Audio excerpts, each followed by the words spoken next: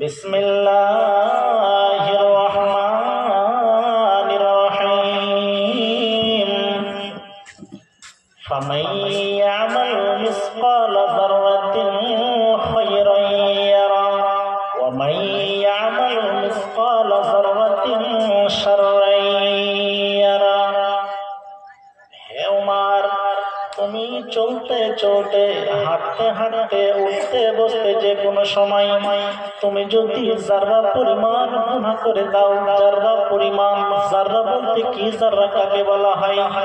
যাররা শুনেন, যদি আপনার পুরুষ পাইতের বাড়ি থাকে আর আপনার জানালা যদি ওই দিকে থাকে, তো জানালাটা আপনি খুলে রাখবেন, আর খুলে রাখার সময় দেখবেন গাছের দিকে তাকিয়ে দেখবেন, সূর্যের দিকে তাকাবেন, তো সূর্যের আলো দিয়ে ছোট ছোট ক্ষুদ্র ক্ষুদ্র ক্ষুদ্র ক্ষুদ্র কি যেন জিনিস উড়ছে, তো ওইগুলোকে বলা হয় যাররা।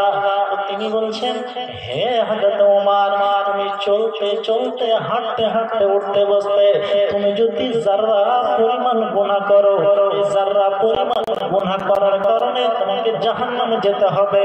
এবার তুমি যদি চলতে চলতে যাররা পরিমাণ সৎ আমল করো, এই সৎ আমল করার কারণে তুমি সেদিন দেখতে পাবে, আর দেখতে পাওয়ার কারণে হয়তো জান্নাতে চলে যাবে।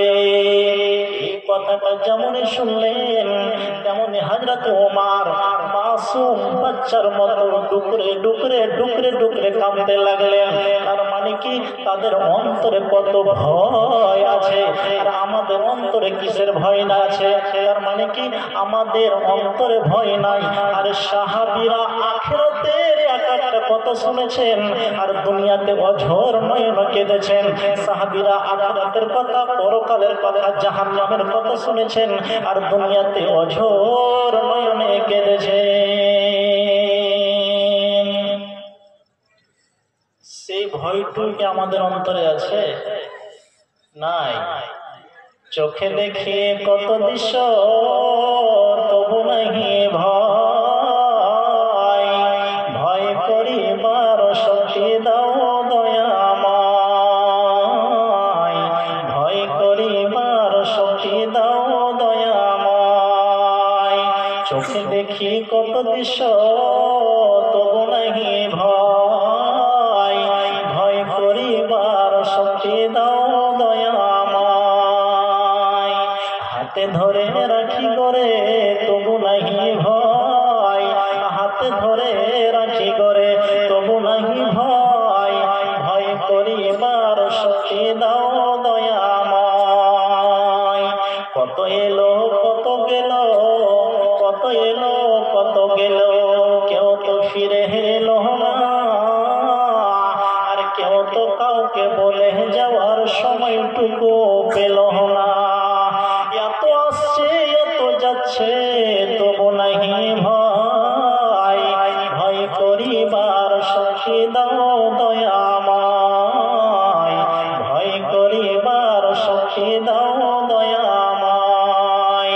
চোখে দেখি কত দৃশ্য, তবু নাহি ভয়, ভয় করিবার শক্তি দাও দয়াময়।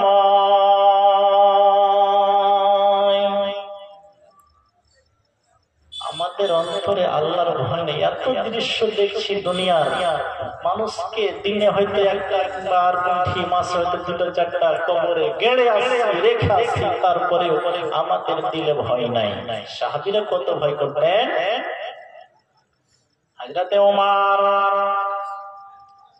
তিনি গভর্নর ছিলেন, নেতা ছিলেন।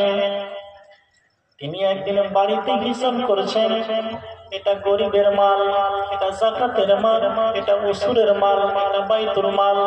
হিসাব করতে করতে করতে করতে হঠাৎ করে একজন লোক এসেছেন, জানার বাড়িতে দরজাতে ঠোকা মারছেন, ঠক ঠক ঠক ঠক করে ঠোকা মারলেন। আর যেমনই ঠোকা মারা হলো, হযরত ওমর জবাব দিচ্ছেন, কে কে? বলছে, আমি অমুক জায়গা থেকে এসেছি, কি খবর? তো বলছে, একটু দেখা সাক্ষাৎ করবো, তার জন্য আপনার কাছে আসলাম। তো বলছে, কোনো কি সরকারি কাজ আছে? বলছে, না, সরকারি কোনো কাজ নাই। প্রথমে জিজ্ঞাসা করেছে, সরকারি কোনো কাজ আছে কি? বলছে, না, সরকারি কোনো কাজ নাই। দরজাটা খুললেন। আর হযরত উমর যতগুলো হিসাব করছিল, লালটন বুঝছেন, লালটন জ্বালিয়ে হিসাব করছিলেন। আর লালটনের যে তেল পড়ছিল সেটা কিন্তু জনগণের, তার নিজের নয়। আর যেমনি লোকটাকে ঘরের ভিতরে ঢোকালো, ওই লালটনে ফু দিয়ে লালটনটাকে নিভিয়ে দিলেন।